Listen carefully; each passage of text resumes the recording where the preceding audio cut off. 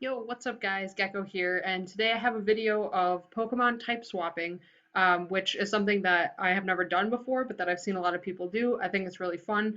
So I'm just going to be kind of walking through my art process and my thought process behind them.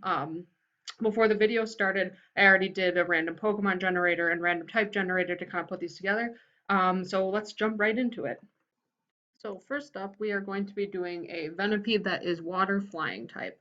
And for this one, I took inspiration from a water bug itself.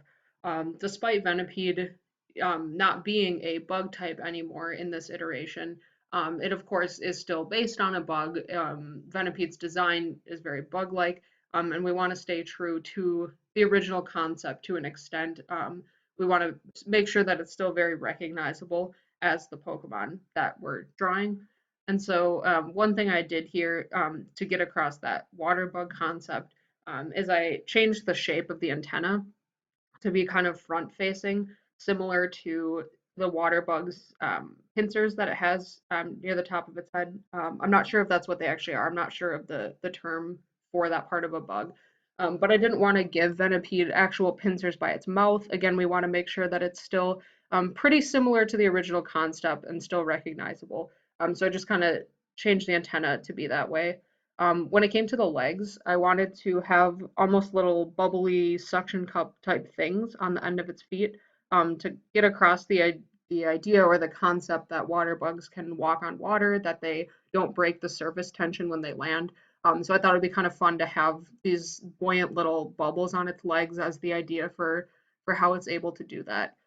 Um, when it came to the body itself, I did take some inspiration as well from Venipede's shape in general. It's a very round Pokemon, and I like the very large round part of its body that it has. Possibly the thorax. I can't remember exactly the name of the bug parts, but yeah, that area was already very round. So I wanted to accentuate that more by encasing it in a large bubble, similar to the concept of Dupiter, but not quite the same. I wasn't really trying to copy that. It's just kind of the same concept of being encased in it. Um, I went with a blue color scheme because it is a water type, and that doesn't mean that it has to be blue. But I did want the color scheme to make sense for the typing that we're doing. We want it to be recognizable, and Pokemon does kind of have certain colors and color schemes that are associated with different types. So I thought it made sense to do that here. It wouldn't really look very water type like if we kept the original red color to it. And I also put less colors into it overall than the OG one has. The original design has the red and the black and the green back and things like that. I wanted to keep it very simple, mostly shades of blues and whites, um, just to kind of give it a very mellow kind of feel to it and kind of go along with that, that kind of personality that water types have, the very calm, free-flowing kind of feel to it. I wanted it to be a very calming looking design to look at. People who are afraid of bugs probably might not think of it that way, but that's kind of what I was going for here.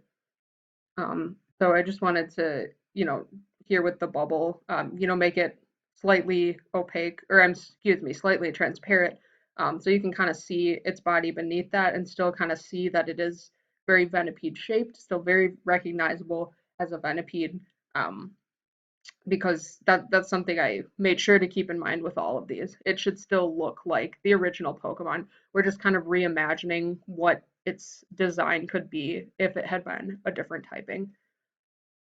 So I'm just kind of putting the finishing touches on here at the end.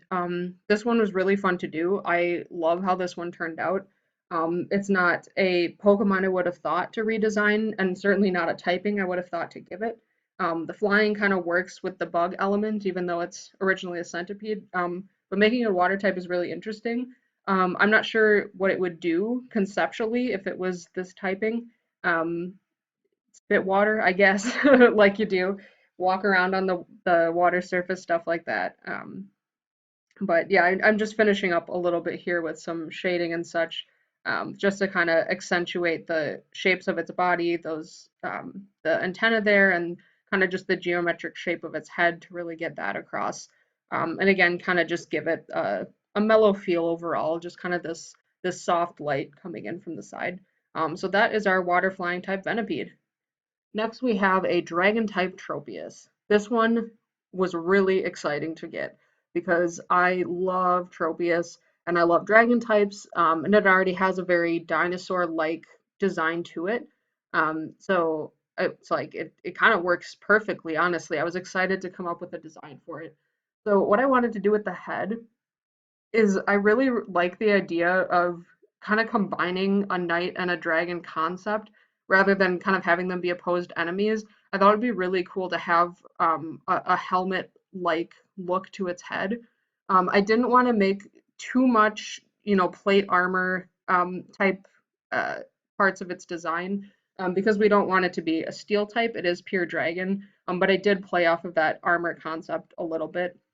So you'll see that with that neck plate there and making its head, uh, kind of helmet-like, as well as inspired by a dragon skull for the shape of it. I wanted to keep the body pretty similar because, again, it's already really dinosaur-like, and so it didn't need much of a change from its original look. But when it came to the wings, also wanted to keep them really simplistic again. It wouldn't make sense for it to have, standard webbed dragon wings. That doesn't really fit with Tropius. So I kind of used Drudagon as an inspiration for the wings to have them just very simplistic, kind of that spiky, jagged edges, but have it be a little more similar to Tropius's original leafy wings in shape. So that's what I went with for the wings, and still kept that back layer of wings as well, so it still has four wings because that's, I feel, an important piece of its design. Under its chin, rather than the bananas that are usually there, I just kind of made them some spikes facing forward to kind of fit the dragon-like look and kind of the more edgy feel of the dragon typing over grass typing. I also went ahead and gave it some more toes than it usually has, just again to kind of fit the standard Western dragon designs of having clawed feet. That was another way to kind of bring out that more aggressive side and aggressive feel of the dragon typing, as grass is usually a much more kind of laid back, calm, more defensive kind of kind of look. So um, you'll see here in a second when I start coloring, but I actually kept the color scheme very similar to Tropius's original design. I didn't feel that there was really a need to change it. The colors make it really recognizable, and there aren't particular color schemes that are, traditionally associated with dragon types. It kind of just depends what they're based on and what fits with their design. So I thought, hey, why don't we just, keep it as it was, but make the tones a little bit darker. Than they initially are. So that's what I went with for the color scheme.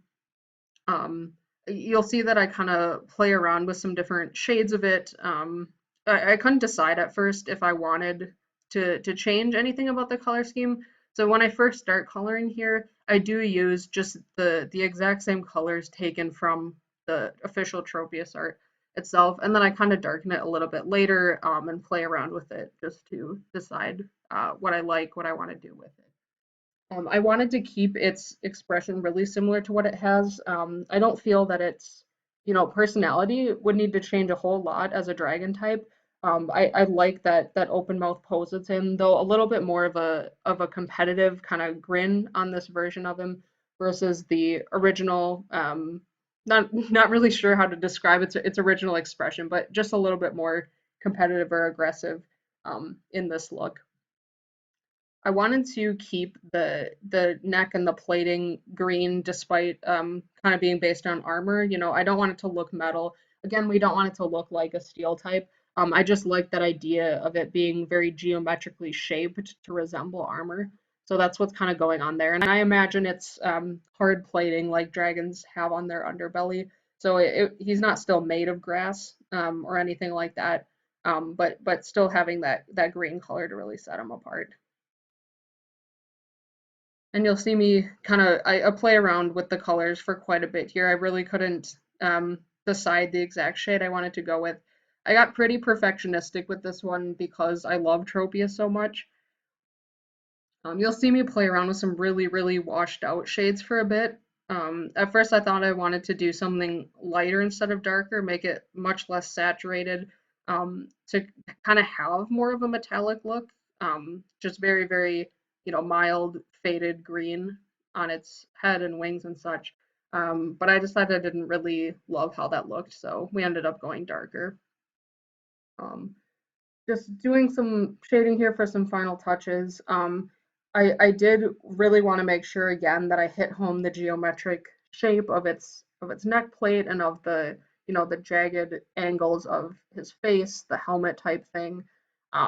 So that was important to get done with the shading. The rest of it is a little mediocre. Shading is honestly not one of my strong suits. It's something that I really need to work on more. Um, so the shading on the body and such doesn't really turn out like how I'd love it to, but I was trying not to spend forever fretting over it, so that I could, move on to the next Pokemon. So I just did a little bit of lighting across the legs, um, and messed around with that a bit. But in the end, I do love how this one turned out, even though I spend the most time on this one trying to make it perfect and just playing with different things. But it was very fun to do. I love Tropius, love drawing it, and it was really fun to make kind of this more edgy style Tropius. So it would be really fun to do other type swaps of Tropius in the future, to be honest. It would be really fun to do something unconventional. Dragon kind of fit it a little bit already. So I think there are some really interesting things you could do with this Pokemon. Um, so this one was very fun, just putting the final touches on here.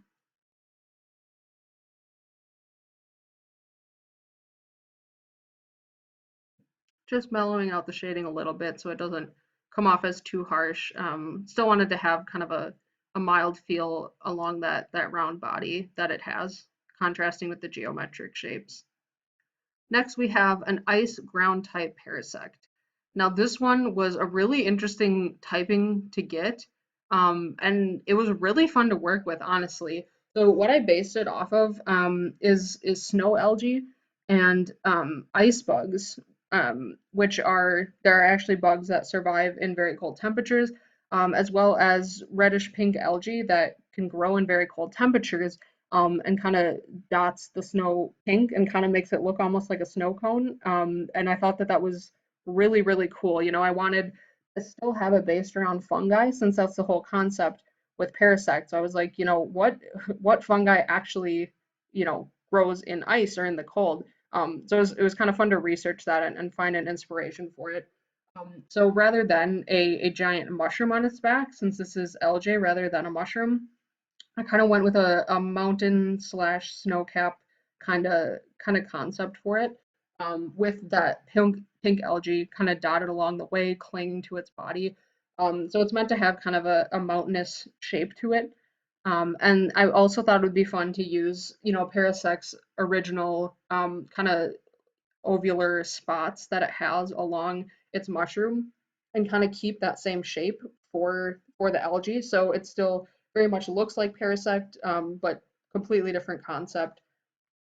To keep it matching with the ground typing, um, that's why I kind of went for a mountainous idea, like a snow-capped mountain on its back, to kind of play into the ground typing a little bit.